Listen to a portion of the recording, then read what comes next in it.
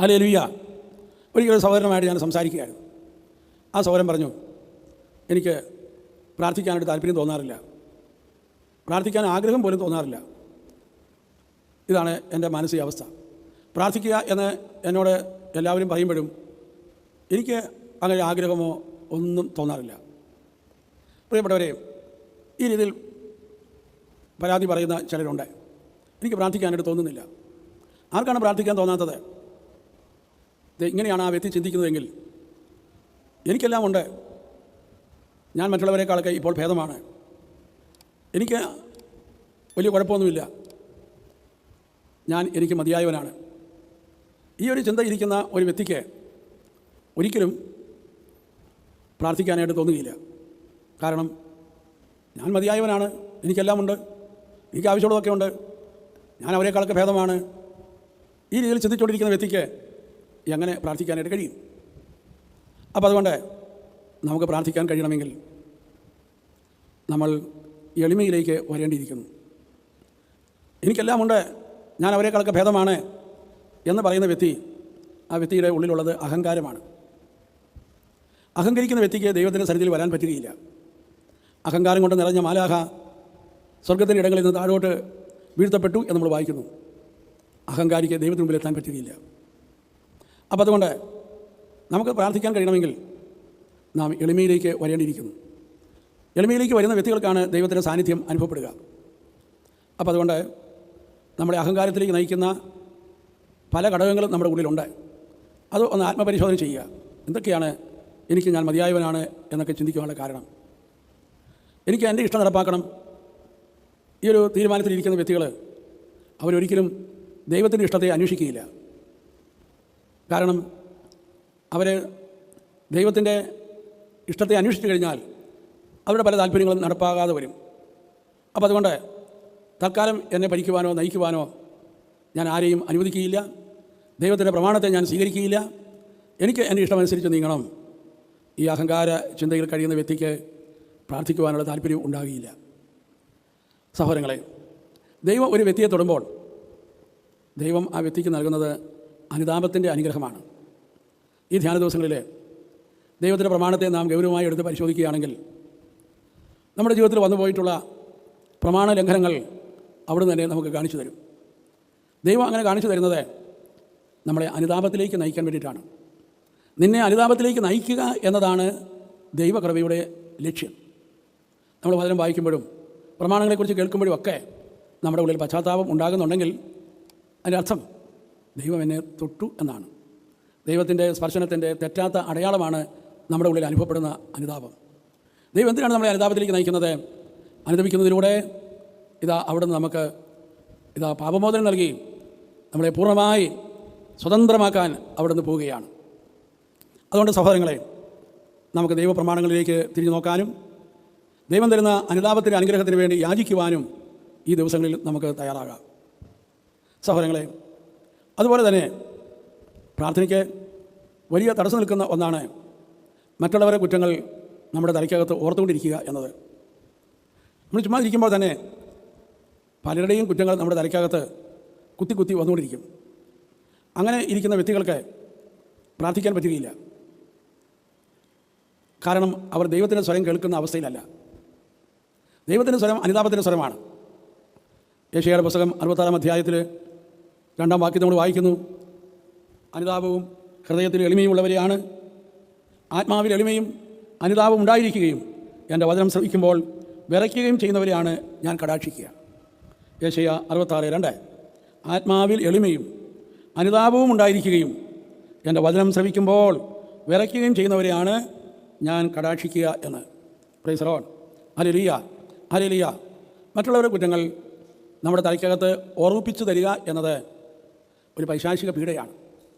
അത്തരം വ്യക്തികൾക്ക് അവർ ഒരിക്കലും തന്നെ ദൈവത്തിൻ്റെ പ്രമാണങ്ങളുടെ വെളിച്ചെടുത്ത് താഴെ ഇരുന്നു കൊണ്ട് പരിശോധിക്കുകയില്ല. അവർ മറ്റുള്ളവരുടെ കുറ്റങ്ങളായിരിക്കും എപ്പോഴും കണ്ട് ഓർത്തുകൊണ്ടിരിക്കുക. അതിനാൽ അവർക്ക് പ്രാർത്ഥിക്കാൻ പോലും സാധിക്കുകയില്ല. തന്നെയുമല്ല, പ്രാർത്ഥിക്കുന്ന ആളുകളെ അവരെ കുറ്റപ്പെടുത്തിക്കൊണ്ടേയിരിക്കും. ഈശോ തന്നെ പറഞ്ഞ പ്രസിദ്ധമായ ഒരു ഉപമയുണ്ടല്ലോ, ഫരിസയനും ചുങ്കക്കാരനും ദേവാലയത്തിൽ പ്രാർത്ഥിക്കാൻ പോയത്. ഫരിസയൻ ദേവാലയത്തിനകത്ത് കയറി നിന്നുകൊണ്ട് തന്നെ ന്യായീകരിച്ചുകൊണ്ട് ദൈവത്തോട് സംസാരിക്കുകയാണ്. ഞാൻ കൃത്യസമയത്ത് പ്രാർത്ഥിക്കുന്നവനാണ്, ഞാൻ കൃത്യമായ ഉപവാസം എടുക്കുന്നവനാണ്, ഞാൻ യഹൂദ നിയമം അനുശാസിക്കുന്ന പോലെ ദാനധർമ്മം ചെയ്യുന്നവരാണ്, എനിക്ക് കുറവുകളൊന്നുമില്ല. തന്നെയുമല്ല, അദ്ദേഹം അങ്ങ് ദേവാലയത്തിന് വെളിയിൽ മാറത്തടിച്ച് വിലപിച്ചുകൊണ്ടിരുന്ന ആ ചുങ്കക്കാരനിലേക്ക് നോക്കിയിട്ട്, ഇതാ ഈ ഫരിസേയൻ പറയുകയാണ്, ഞാൻ അവനെ പോലെ അല്ല എന്ന്. എന്താണ് വചനം നമ്മളോട് പറയുന്നത്? ആ ഫരിസേയൻ ഇരട്ടി കുറ്റക്കാരനായി മാറി, ചുങ്കക്കാരൻ അനുഗ്രഹിക്കപ്പെട്ടു. അതുകൊണ്ട് നമ്മൾ അറിഞ്ഞിരിക്കുക, നമ്മുടെ തലയിൽ മറ്റുള്ളവരെ കുറ്റം ഇങ്ങനെ കുത്തി കുത്തി കടന്നു വരുന്നുണ്ടെങ്കിൽ അതാണ് ദൈവസ്വരം കേൾക്കുന്നതിനുള്ള ഏറ്റവും വലിയ തടസ്സം. ദൈവത്തിൻ്റെ പ്രമാണങ്ങൾ മനസ്സിലാക്കുന്നതിന് തടസ്സമാണത്. ദൈവത്തിൻ്റെ പ്രമാണങ്ങൾ നമ്മുടെ മുമ്പിൽ കൊണ്ടുവരുന്ന പ്രകാശം അതുവഴി നമുക്ക് നഷ്ടപ്പെടുകയാണ്. അതുകൊണ്ട് ശ്രദ്ധിക്കൂ, നമ്മുടെ തലയിൽ മറ്റുള്ളവരുടെ കുറ്റങ്ങൾ കുത്തി കുത്തി വരുന്നുണ്ടെങ്കിൽ നാം ദൈവത്തോട് പറയൂ, കർത്താവേ, എൻ്റെ പാപം എനിക്ക് കാണിച്ചു തരണമേ, മറ്റുള്ളവരുടെ കുറ്റങ്ങൾ എൻ്റെ ഉള്ളിൽ നിന്ന് കളയണമേ എന്ന് നമുക്ക് എളിമയോടെ പ്രാർത്ഥിക്കുവാനായിട്ട് കഴിയണം. Praise the Lord. Hallelujah, hallelujah, hallelujah, hallelujah, hallelujah, hallelujah, hallelujah, hallelujah, hallelujah. സഹോദരങ്ങളെ, നമ്മൾ ഈ ധ്യാന ദിവസങ്ങളിലൊക്കെ കർത്താവിൻ്റെ ആ പ്രമാണങ്ങൾ നമുക്ക് നമ്മുടെ ജീവിതത്തിലേക്ക് വീശുന്ന ആ വെളിച്ചത്തിന് താഴെ നമ്മുടെ ജീവിതത്തെ മുഴുവനും പരിശോധിച്ചുകൊണ്ട്, ദൈവമേ, അനുതാപത്താൽ എന്നെ തൊടണമേ എന്ന് നമുക്ക് പ്രാർത്ഥിക്കാം. നമുക്ക് കണ്ണുകളടച്ചുകൊണ്ട് ഈ ദിവസങ്ങളിലായി ദൈവത്തിൻ്റെ പ്രമാണങ്ങളെ ഞാൻ ഗൗരവത്തോടെ കാണും. പ്രമാണത്തിൽ നിന്നുള്ള വ്യതിചലനം ദൈവത്തിൽ നിന്നുള്ള അകൽച്ച കൂടിയാണ്. ദൈവത്തിൽ നിന്നുള്ള അകൽച്ച എന്ന് പറയുന്നത് നാശം, തകർച്ചയാണ്. ആ നാശവും തകർച്ചയും ഞാൻ വെറും ശരീരമാണ് എന്ന് ചിന്തിച്ചുകൊണ്ടിരിക്കുന്നവർക്ക് പലപ്പോഴും തിരിച്ചറിയാൻ കഴിയണമെന്നില്ല. എന്നാൽ നമ്മളിൽ സംഭവിക്കുന്ന ആ ആത്മാവിൻ്റെ മേഖലയിൽ ഉണ്ടാകുന്ന നിരവധിയായിട്ടുള്ള അസ്വസ്ഥതകൾ, നമ്മുടെ മനസ്സിൻ്റെ മേഖലയിൽ ഉണ്ടാകുന്ന നിരവധിയായ അസ്വസ്ഥതകൾ, അതെല്ലാം നമുക്ക് ഈ അവസരത്തിൽ തിരിച്ചറിയാനായിട്ട് പരിശ്രമിക്കാം. Hallelujah, hallelujah, hallelujah, hallelujah, hallelujah, hallelujah, hallelujah. ദൈവത്തിൽ ആശ്രയിക്കേണ്ടതിന് പകരം നമ്മുടെ ആശ്രയം പലതിലേക്കും പോയിട്ടുണ്ട്. അതെല്ലാം ഒന്നാം പ്രമാണത്തിന് എതിരാണ് എന്ന് നമ്മൾ അറിഞ്ഞിരിക്കണം. എല്ലാ 10 പ്രമാണങ്ങളുള്ളതിൽ ബാക്കി 9 പ്രമാണങ്ങളും വാസ്തവത്തിൽ ഈ ഒന്നാം പ്രമാണത്തിലാണ് അടങ്ങിയിരിക്കുന്നത്. Praise the Lord. ഹല്ലേലൂയ. അതാണ് നമ്മൾ മനസ്സിലാക്കേണ്ടത്. ആ ഒന്നാം പ്രമാണത്തിൽ അതിനകത്ത് നമുക്കറിയാം, ദൈവത്തിലാണ് നമ്മൾ ഒന്നാം സ്ഥാനം കൊടുത്ത് കർത്താവിലാണ് നമ്മൾ ആശ്രയിക്കേണ്ടത്. ബാക്കി ആ 9 പ്രമാണങ്ങളുടെ ലംഘനത്തിൻ്റെ അകത്ത് ധാരാളം വിഗ്രഹങ്ങൾ ഇരിപ്പുണ്ട്. ആ വിഗ്രഹങ്ങളെ നമുക്ക് ഈ ധ്യാന ദിവസങ്ങളിൽ തിരിച്ചറിയുവാൻ, അങ്ങനെ നമുക്ക് അനുതാപത്തിലേക്ക് കടന്നു വരുവാൻ നമുക്ക് പരിശ്രമിക്കാം. കണ്ണുകളടയ്ക്കൂ, പ്രാർത്ഥിക്കാം. കാരണവനായ കർത്താവേ, സ്നേഹമുള്ള ഈശോയെ, ഞങ്ങൾ പലപ്പോഴും അവിടുത്തെ പ്രമാണങ്ങളെ വലിയ കാര്യമായി പരിഗണിക്കാതെ ഇരുന്നു പോയിട്ടുണ്ട്. പ്രമാണങ്ങളുടെ ലംഘനം നിസ്സാരമായി കാണുവാൻ ഇടയായിട്ടുണ്ട്. ദൈവം കരുണയും ക്ഷമയുമാണല്ലോ, അതുകൊണ്ട് പ്രമാണങ്ങൾ ലംഘിച്ചാലും വലിയ കുഴപ്പമൊന്നുമില്ല. ഈ രീതിയിൽ ചിന്തിച്ച് ദൈവപ്രമാണങ്ങൾക്ക് കൊടുക്കേണ്ടതായ പ്രാധാന്യം ഞങ്ങളുടെ ജീവിതത്തിൽ കൊടുക്കാതെ ഇരുന്നു പോയിട്ടുണ്ട്. കർത്താവേ, നീ ഞങ്ങൾക്ക് നൽകിയിരിക്കുന്ന സ്വാതന്ത്ര്യം അത് നിന്നിൽ ആശ്രയിക്കുവാനുള്ളതാണ്, നിന്നെ അനുസരിക്കുവാനുള്ളതാണ്. Hallelujah, hallelujah, hallelujah, hallelujah, hallelujah, hallelujah. അനുസരണത്തിൻ്റെ പാതയിലൂടെ സഞ്ചരിക്കുവാൻ നിങ്ങളെ സഹായിക്കണമേ. ദൈവത്തിൻ്റെ പ്രമാണം ദൈവത്തിൻ്റെ സ്നേഹം കൊണ്ട് പൊതിഞ്ഞതാണ്. ദൈവത്തിൻ്റെ പ്രമാണം ദൈവം നമുക്ക് നൽകുന്ന സംരക്ഷണമാണ്. ദൈവത്തിൻ്റെ പ്രമാണം ദൈവത്തിൻ്റെ വലിയ സ്നേഹത്തിൻ്റെ പ്രകാശനമാണ്. ഞങ്ങളത് വിശ്വസിക്കുന്നു, ഏറ്റുപറയുന്നു. പരിശുദ്ധാത്മാവേ, ദൈവത്തിൻ്റെ പ്രമാണങ്ങൾ ഗ്രഹിക്കുവാൻ ഞങ്ങൾക്ക് ആവശ്യമായ ജ്ഞാനം തരണമേ. അങ്ങനെ ഞങ്ങൾ ദൈവഭയമുള്ളവരായി തീരട്ടെ. ദൈവത്തെ ഞങ്ങൾ അവഗണിക്കുമോ എന്ന ആ വലിയ ഭയം, ദൈവഭയം ഞങ്ങൾക്ക് ഈ ദിവസങ്ങളിൽ നൽകി ഞങ്ങളെ സഹായിക്കണമേ. ഏതെങ്കിലും ഒരു പ്രമാണം ലംഘിക്കുന്നത് വഴി എല്ലാ പ്രമാണങ്ങളും ലംഘിച്ചതുപോലെയാണ് എന്ന വചനം ഞങ്ങൾ ഓർക്കുന്നു. അതുകൊണ്ട് കർത്താവേ, അവിടുന്ന് ഞങ്ങളുടെ ഹൃദയത്തോട് സംസാരിക്കണമേ, അനുതാപം നൽകണമേ. ഞങ്ങളുടെ അഹങ്കാരത്തെ തകർക്കണമേ. ഞങ്ങളെ എളിമയുള്ളവരായി രൂപാന്തരപ്പെടുത്തണമേ. യേശുവെ നന്ദി, യേശുവെ സ്തോത്രം, യേശുവെ ആരാധന, യേശുവെ നന്ദി.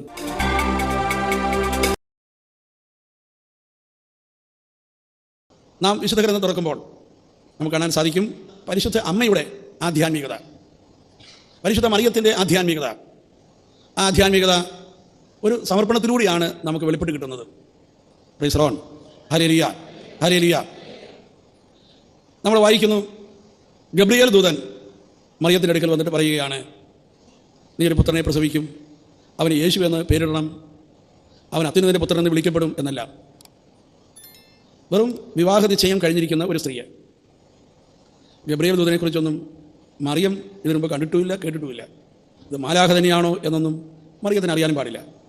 പക്ഷേ എങ്കിലും ഇതാ ഈ ദൂതൻ മറിയത്തോട് സംസാരിച്ചപ്പോൾ തൻ്റെ ബുദ്ധിക്ക് ഒട്ടും മനസ്സിലാക്കാൻ പറ്റാത്ത കാര്യമാണ് ദൂതൻ പറഞ്ഞത്. മനുഷ്യബുദ്ധിക്ക് ഒരിക്കലും മനസ്സിലാക്കാൻ പറ്റാത്തൊരു കാര്യം. ഈ കാലഘട്ടത്തിലാണെങ്കിൽ പോലും ഇതാ മനസ്സിലാക്കാൻ പറ്റാത്ത ഒരു കാര്യം. അതാണ് ദൂതൻ മറിയത്തോട് പറഞ്ഞത്. അങ്ങനെ ഒരു കാര്യത്തിന് മുമ്പിൽ മറിയം സ്വീകരിച്ച സമീപനം എന്താണ്? മറിയം ഇതാ കർത്താവിൻ്റെ ദാസി എന്ന് പറഞ്ഞ് തന്നെ അവിടത്തേക്ക് സമർപ്പിച്ചു. മറിയത്തിനറിയാം ഉന്നതമായ രഹസ്യങ്ങൾ മനുഷ്യൻ്റെ ബുദ്ധിക്ക് അഗ്രാഹ്യമാണ്. അതുകൊണ്ട് അവിടെ ആലോചനയ്ക്ക് പ്രസക്തിയില്ല, ചിന്തിച്ചിരിക്കേണ്ട ആവശ്യകതയുമില്ല. അവിടെ വേണ്ടത് ഒരു സമർപ്പണമാണ്. മറിയം നമ്മളെ പഠിപ്പിക്കുന്ന ഈ വലിയ കാര്യം നമ്മുടെ സാധാരണ ജീവിതത്തിലേക്ക് നാം പകർത്തിയാൽ അത് നമ്മുടെ ജീവിതത്തിൽ കൊണ്ടുവരുന്ന സമാധാനവും ശാന്തിയും വളരെ വലുതാണ്. Praise the Lord. Hallelujah, hallelujah. കുറേ നാളുകൾക്ക് മുമ്പേ ഒരു സഹോദരൻ, അദ്ദേഹം യൂണിവേഴ്സിറ്റിയിൽ 1.5 വർഷം പൂർത്തിയാക്കി പരീക്ഷയിൽ അദ്ദേഹം തോറ്റു. ആ യൂണിവേഴ്സിറ്റിയുടെ പ്രത്യേകതയനുസരിച്ച് തോറ്റത് കൊണ്ട് ഒരു പ്രാവശ്യം കൂടി എഴുതുവാനുള്ള അനുവാദമുണ്ട്. പക്ഷേ അത് തോറ്റുപോയി കഴിഞ്ഞാൽ പിന്നെ ആ കോഴ്സിൽ നിന്ന് തന്നെ മാറണം, വേറെ ഏതൊരു പുതിയ കോഴ്സ് എടുക്കേണ്ടതായിട്ട് വരും. ഒരു നല്ല പണച്ചെലവ് ഈ 1.5 വർഷത്തെ പഠനത്തിന് ഉണ്ടായിട്ടുണ്ട്. മാതാപിതാക്കന്മാർ സാധാരണക്കാരാണ്. അവരെല്ലാം വളരെയധികം ആശങ്കയിലായി ഈ തോൽവിയോടുകൂടി. ഇവൻ തന്നെയാണെങ്കിലും ആത്മാർത്ഥമായി പഠിച്ചാണ് പരീക്ഷയ്ക്ക് എഴുതിയത് എങ്കിലും അവന് വിജയം വരിക്കാനായിട്ട് കഴിഞ്ഞില്ല. ഇനി അവന് മുമ്പിൽ ഒരേ ഒരു ചാൻസ് മാത്രമാണ് നിൽക്കുന്നത്. അവൻ രണ്ടാമത് ആ പരീക്ഷയ്ക്ക് എഴുതുവാനായിട്ട് പോവുകയാണ്, അതിനുവേണ്ടി പ്രിപ്പയർ ചെയ്യുകയാണ്. പക്ഷേ പുസ്തകം എടുക്കുമ്പോഴെല്ലാം വലിയ ആങ്സൈറ്റി വന്ന് അവനെ തളർത്തി കളയുന്നു. ഞാൻ ജയിക്കുമോ? തോറ്റുപോയാൽ എന്താ സംഭവിക്കുക? ചിന്തിക്കാൻ പറ്റുന്നില്ല. മാതാപിതാക്കന്മാരുടെ ബുദ്ധിമുട്ടുകൾ, ക്ലേശങ്ങൾ, തൻ്റെ 1 വർഷം നഷ്ടപ്പെട്ടു പോകുന്ന സാഹചര്യം. തന്നെയുമല്ല, ഞാൻ വളരെയധികം ആത്മാർത്ഥമായി അധ്വാനിച്ച് പരിശ്രമിച്ചാണ് പരീക്ഷയ്ക്ക് എഴുതിയത്, എന്നിട്ടും എനിക്ക് വിജയിക്കാൻ കഴിഞ്ഞില്ലല്ലോ. ഇതുതന്നെയാണോ ഇനിയും എനിക്കുണ്ടാകാനായിട്ട് പോകുന്നത്? ഇങ്ങനെ അവനെ ഭയപ്പെടുത്തുന്ന, അവനെ പുറകോട്ട് വലിക്കുന്ന, അവൻ്റെ ഉള്ളിൽ വളരെയധികം ആകുലതയുണ്ടാക്കുന്ന ചിന്തകളാണ് അവൻ്റെ മനസ്സിലേക്ക് വന്നത്. അത് കാരണം എപ്പോൾ പുസ്തകം എടുത്താലും അവന് വായിക്കാൻ പറ്റുന്നില്ല, പഠിക്കാൻ പറ്റുന്നില്ല. ഇങ്ങനെ അത് വർദ്ധിച്ചു വന്നു, ആൻസൈറ്റി കൊണ്ട് വർദ്ധിക്കുകയാണ്. അവനെ നിയന്ത്രിക്കാൻ പറ്റുന്നില്ല. ഈ ഒരു വിഷമസന്ധിയിൽ ആണ് അദ്ദേഹം എൻ്റെ അടുക്കൽ സംസാരിക്കാനായിട്ട് വന്നത്. അപ്പോൾ ഞാൻ അദ്ദേഹത്തിന് എടുത്തു കൊടുത്ത ഒരു ബൈബിൾ ഭാഗം ഈ മറിയത്തിൻ്റെ ഈ ഷോർട്ട് പ്രെയർ ആയിരുന്നു. ഇതാ കർത്താവിൻ്റെ ദാസി, നിൻ്റെ വചനം പോലെ എന്നിലാകട്ടെ എന്ന ഈ വചനമാണ് കൊടുത്തത്. അപ്പോൾ ഞാൻ ആ വചനം ഒന്ന് വിശദീകരിച്ചു കൊടുത്തു. എന്താണ് ഈ വചനത്തിൻ്റെ പ്രത്യേകത? ഈ വചനത്തിലൂടെ മറിയം പൂർണ്ണമായും തന്നെ ദാസിയായി ദൈവത്തിന് നൽകുകയാണ്. എന്ന് പറഞ്ഞാൽ ദൈവത്തിൻ്റെ ഒരു പ്രോപ്പർട്ടി ആയിട്ട് തന്നെ മറിയം മാറുകയാണ്. തന്നെ മുഴുവനായിട്ട് ദൈവത്തിന് സമർപ്പിക്കുകയാണ്. ഇനി മറിയത്തിൻ്റെ ശരീരത്തിന് മേലും മനസ്സിൻ്റെ മേലും ആത്മാവിൻ്റെ മേലും എല്ലാ ജീവിത മേഖലകളിലും മേലുള്ള പൂർണ്ണമായ അധികാരം ദൈവത്തിന് വിട്ടുകൊടുത്തുകൊണ്ട് അവളെ തന്നെ ദൈവത്തിൻ്റെ ദാസിയായി സമർപ്പിച്ചു. ആ ഒരൊറ്റ പ്രാർത്ഥന വഴി നമുക്കിങ്ങനെ പറയാൻ കഴിയും, അവൾ മുഴുവനും ദൈവത്തിൻ്റെ സ്വന്തമായി തീർന്നു. Praise the Lord. ഹല്ലേലൂയ. ദൈവത്തിൻ്റെ സ്വന്തമായി അവൾ മാറിക്കഴിഞ്ഞാൽ പിന്നെ അവളെ സംരക്ഷിക്കേണ്ട പൂർണ്ണമായ ഉത്തരവാദിത്വം ദൈവത്തിൻ്റെതാണ്. ഇനി അവൾക്കെതിരെ വരുന്ന എല്ലാ കാര്യങ്ങളും ദൈവത്തിന് നേരെ വരുന്ന കാര്യങ്ങളാണ്. അവൾക്കെതിരെ വരുന്ന ഏത് പ്രതികൂലമായ സാഹചര്യങ്ങളും വാസ്തവത്തിൽ ദൈവത്തിന് നേരെ വരുന്ന കാര്യമാണ്. അതുകൊണ്ട് അവളുടെ യുദ്ധം ദൈവത്തിൻ്റെ യുദ്ധമാണ്. ഈ ഒരു സംഭവമാണ് കർത്താവിൻ്റെ ദാസി എന്ന് പറഞ്ഞ് ഒരു സമ്പൂർണ്ണ സമർപ്പണം നടത്തിയപ്പോൾ സംഭവിച്ചത്. Praise the Lord. Hallelujah, hallelujah, hallelujah. ഇപ്പം ഞാൻ ഈ സഹോദരനോട് പറഞ്ഞു, നിന്നെ മുഴുവനായി യേശുവിന് സമർപ്പിക്കുക, യേശുവിന് പൂർണ്ണമായിട്ട് സമർപ്പിക്കുക. അങ്ങനെ സമർപ്പിച്ചു കഴിഞ്ഞാൽ നിനക്കിനി എന്തൊക്കെയാണ് സംഭവിക്കേണ്ടത്? എന്ന കാര്യങ്ങളെല്ലാം യേശു തീരുമാനിച്ചുകൊള്ളും. കാരണം നീ അവൻ്റെ വകയാണ്. അതുകൊണ്ട് നിനക്കുണ്ടാകുന്ന പരാജയം യേശുവിൻ്റെ പരാജയമായിരിക്കും. അങ്ങനെ വലിയൊരു ഉത്തരവാദിത്വമാണ് ആ സമർപ്പണത്തിലൂടെ യേശു ഏറ്റുവാങ്ങുന്നത്. അതുകൊണ്ട് നീ നിന്നെ തന്നെ പൂർണ്ണമായി അവിടത്തേക്ക് ഏൽപ്പിക്കുക. അങ്ങനെ ആ സഹോദരൻ തൻ്റെ ശരീരത്തെയും മനസ്സിനെയും ജീവിതത്തെയും സമ്പൂർണ്ണമായി യേശുവിന് സമർപ്പിച്ചു. അപ്പോൾ അദ്ദേഹം ചൊല്ലി, ഇതാ കർത്താവിൻ്റെ ദാസൻ എന്ന് പറഞ്ഞ് ഒരു സമർപ്പണ പ്രാർത്ഥന അദ്ദേഹം നടത്തി. പക്ഷേ ഏതാനും പ്രാവശ്യം അദ്ദേഹം ഇങ്ങനെ സമർപ്പിച്ച് പ്രാർത്ഥിച്ചു. അത് കഴിഞ്ഞ ശേഷം അദ്ദേഹം എൻ്റെ അടുക്കൽ വന്നു. അദ്ദേഹം പറഞ്ഞു, ഞാൻ ഈ പ്രാർത്ഥനയെല്ലാം ചൊല്ലിയിട്ടും എൻ്റെ അവസ്ഥ അതുപോലെയൊക്കെ തന്നെയാണെന്ന് പറഞ്ഞു. Praise Lord, hallelujah. ഞാൻ അങ്ങനെയൊക്കെ ചൊല്ലിയെങ്കിലും എൻ്റെ ആൻസൈറ്റി ഒന്നും മാറിയിട്ടില്ല, അത് അതുപോലെ തന്നെ നിൽക്കുകയാണ്. അപ്പോൾ ഞങ്ങൾ ഒരുമിച്ചിരുന്ന് അല്പം കൂടി ആ സമർപ്പണത്തിനെ കുറിച്ച് ചിന്തിക്കാൻ തുടങ്ങി. ഇങ്ങനെയാണ് ഞങ്ങൾ സംസാരിച്ചത്. നിനക്ക് പൂർണ്ണമായി നിന്നെ യേശുവിൻ്റെ കരങ്ങളിൽ ഏൽപ്പിക്കണമെങ്കിൽ ഒന്നാമതായി നീ ചെയ്യേണ്ടത്, നീ നിൻ്റെ മേലുള്ള എല്ലാ വിധത്തിലുള്ള അധികാരവും ഉപേക്ഷിക്കണം. എങ്കിൽ മാത്രമേ നീ നിന്നിൽ നിന്ന് പിടിപെടണം. എങ്കിൽ മാത്രമേ നിന്നെ യേശുവിന് കൊടുക്കാനായിട്ട് കഴിയുകയുള്ളൂ. Praise Lord, hallelujah. സ്വന്തം ഇഷ്ടം, സ്വന്തം താല്പര്യങ്ങൾ, ഇതെല്ലാം ആണ് നമ്മളിൽ ഒരു പിടി ഉണ്ടാക്കി വെച്ചിരിക്കുന്നത്.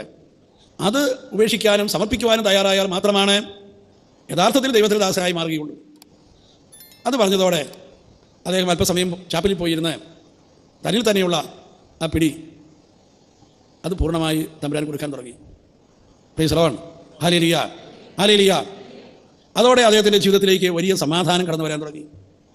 അദ്ദേഹത്തിന് പഠിക്കാൻ സാധിച്ചു, അദ്ദേഹത്തിന് വിജയിക്കാനും കഴിഞ്ഞു. Praise Lord, hallelujah, hallelujah, hallelujah, hallelujah, hallelujah, hallelujah, hallelujah. പ്രിയപ്പെട്ടവരെയും, നമ്മുടെ ക്രിസ്തീയ അനുഭവം നമ്മൾ ദൈവത്തിന് സമർപ്പിക്കുന്നതിലൂടെയാണ് നമുക്ക് ആ ക്രിസ്തീയ അനുഭവം ഉണ്ടാകുന്നത്.